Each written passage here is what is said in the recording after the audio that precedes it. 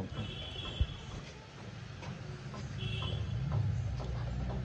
Hello guys, আমাদের হাতে আপনি দেখতে পাচ্ছেন এটা হচ্ছে একটি ঝিনুক, যা আমাদের এই পিছনের পুকুরে বাড়িতেই চাষ করা হয়।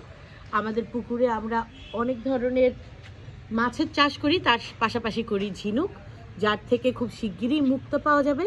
তখন সেই মুক্তগুলো পৃথু আপনাদেরকে কসমিক ট্রেড ইন্টারন্যাশনাল চ্যানেলে বিক্রি করবে।